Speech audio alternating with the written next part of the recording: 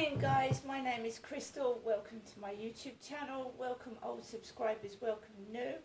If you like my videos, please press the like button and please do subscribe. Alexa, what's the time please? The time is 8:44 a.m. Alexa, what's the date today? It's Wednesday the 18th of January. Alexa, what is the weather like? Currently, in Rochester it's -1 degrees Celsius with partly sunny skies. You can expect more of the same today, with a high of 4 degrees and a low of -2 degrees. Alexa, can you tell me a joke? What is a plumber's favourite shoe? Clogs. What is a plumber's favourite shoe? Clogs. Right. So guys, it's minus weather again. It's freezing cold. People are again scraping ice off their car windows. I don't have a car, but I can feel the cold inside my flat. So when I got up this morning, the first thing I did was put the heating on for a little bit. We had a cold spell a while back where it got really cold, and then we had snow.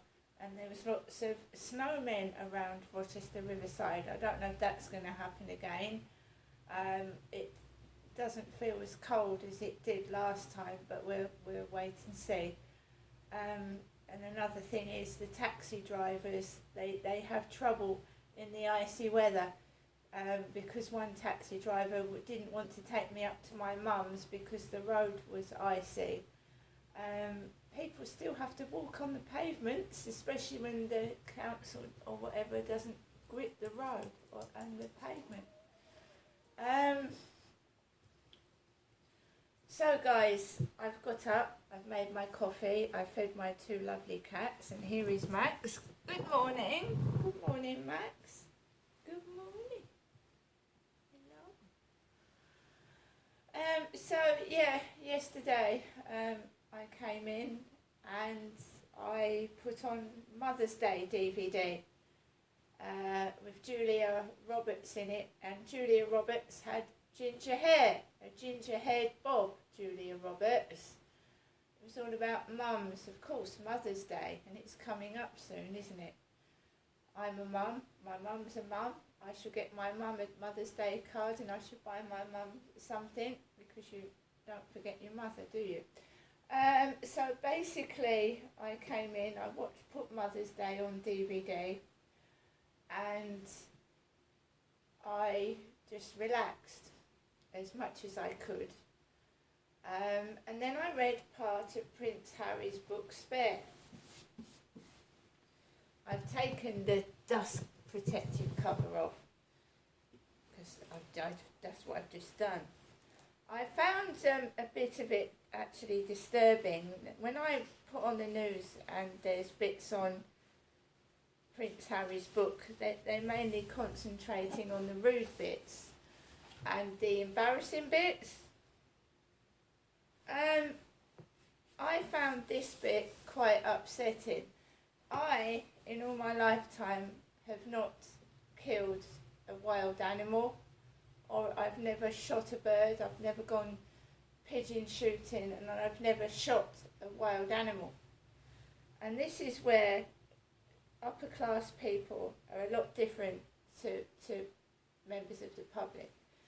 And this is something I wouldn't want to have done as a child. I wouldn't have found it pleasant at all. This made me feel sorry for Prince Harry as a child. And this is after his mother died. So I'm just going to read this bit. So this is Prince Harry's book Spare. The first time I killed anything, Tiggy said, "Well done, darling." She dipped her long, slender fingers into the rabbit's body under the flap of smashed fur, scooped out a dollop of blood, and smeared it tenderly across my forehead, down my cheeks and nose. "Now," she said in her throaty voice, "you are blooded." Blooding, a tradition from the ages, a show of respect for the slain, an act of communion by the slayer, Also a way to mark the crossing from boyhood into, no, not manhood, no, not that, but something close. And so, notwithstanding my hairless torso and chirpy voice, I considered myself post-blooding to be a full-fledged stalker.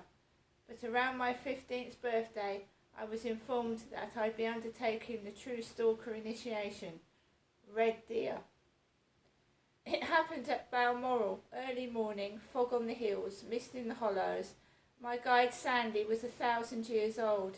He looked as if he'd stalked mastodons. Proper old school. That was how Willie and I described him and other such gents. Sandy talked old school, smelt old school, and definitely dressed old school. Faded camo jacket over ragged green sweaters, Balmoral tweed +4s, socks covered with burrs, Gore-Tex walking boots. On his head was a classic tweed flat cap, thrice my age, browned by aeons of sweat. I crept beside him through the heather, through the bog, all morning long. My stag appeared ahead, inching closer, ever closer. We finally stopped and watched the stag munch some dry grass. Sandy made sure we were still downwind. Now he pointed at me, pointed at my rifle. Time. He rolled away, giving me space. He raised his binoculars. I could hear his rattly breath as I took slow aim, squeezed the trigger, one sharp thunderous crack, then silence. We stood, walked forward. When we reached the stag, I was relieved. Its eyes were already cloudy. The worry was always that she'd merely cause a flesh wound and send the poor animal dashing into the woods to suffer alone for hours. As its eyes turned more and more opaque, Sandy knelt before it, took out his gleaming knife, bled it from the neck and slit open the belly. He motioned for me to kneel. I knelt. I thought we were going to pray. Sandy snapped at me. Closer. I knelt closer, close enough to smell Sandy's armpits. He placed a hand gently behind my neck, and now I thought he was going to hug me, congratulate me. Attaboy. Instead, he pushed my head inside the carcass. I tried to pull away, but Sandy pushed me deeper. I was shocked by his insane strength and by the infernal smell. My breakfast jumped up from my stomach.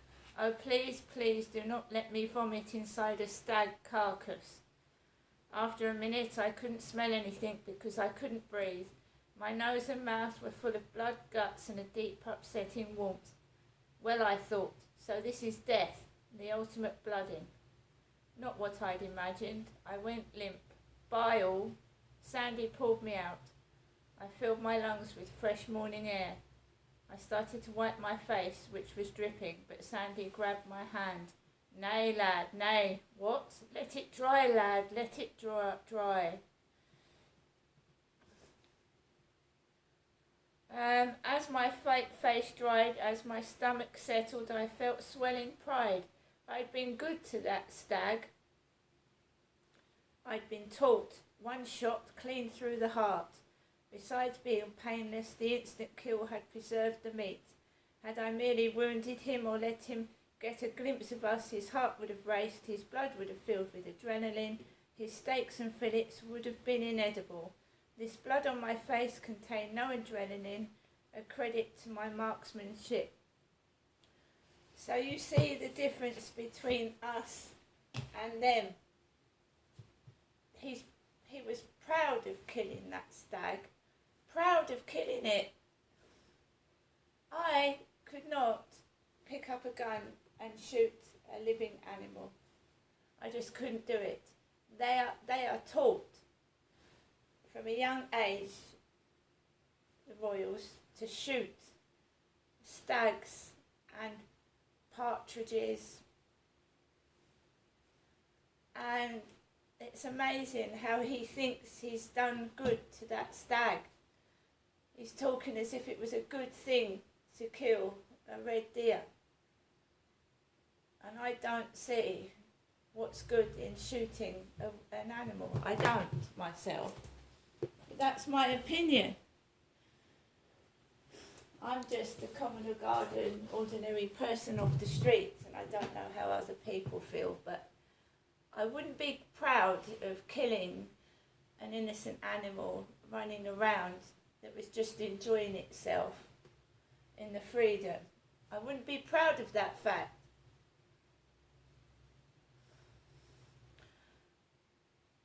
It shocked me. And the bit where Tiggy put blood on his face, a woman, shocked.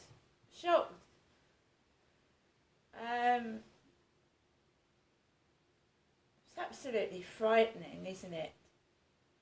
The divide between the rich and the poor. It's shocking. I'm just not like that at all. I mean, I worry about, tiny animals. And a deer is a big animal. We don't need to eat deer meat. Right, guys, so I'm going to get on with the rest of my day. I haven't heard from my mother yet. I'm sure she's going to ring me later on. She usually does. It's cold outside. The sun is shining here in Rochester outside my window. I'm just me. I'm not going to pretend to be anybody else. I wouldn't want to be anybody else, and I've said it over and over and over again. Other people have their own problems, worse than mine, some of them, and you should be grateful for what body you're in, what you're given, and what you look like, right? Half the time people aren't looking anyway. They're more inside themselves, worrying about what they're going to do for the day. So if you actually draw attention to yourself, worrying about what you look like, because nobody could have gives a rat's monkeys, really. So I think if you worry about what you look like, you're drawing attention to yourself, and then people will notice. But half the time they couldn't care less. And laughing, everybody laughs. I laugh. When I'm walking up with the side with somebody, and they tell me a joke, I laugh, and it's just bad timing if someone's walking past. But that's the way life is, People lose their partners, their loved ones, and we still have to go on in this world. Well, some of them have been in extreme pain and have been released from pain. So what you've got to look at it is when you have lost a loved one, especially in my sister's case, she was in extreme amount of pain, and some people would do anything not to suffer pain every day of their life. And I don't mean just niggly headaches and stomach aches and things. I mean really, really excruciating pain that won't stop with tablets or medication. And Linda Bellingham, I think, chose to stop having treatment for cancer, and she died with dignity. And she was a lovely woman, Linda Bellingham. But I'm proud of people, extremely proud of people that carry on in this world with dignity and pride, and some of the things that they have to put up with. And I've gone through a lot, I know, and people say to me, you've gone through all that much, and I say yes, but I want to help other people, and that there is light at the end of the tunnel. There is light at the end of the tunnel. See you later.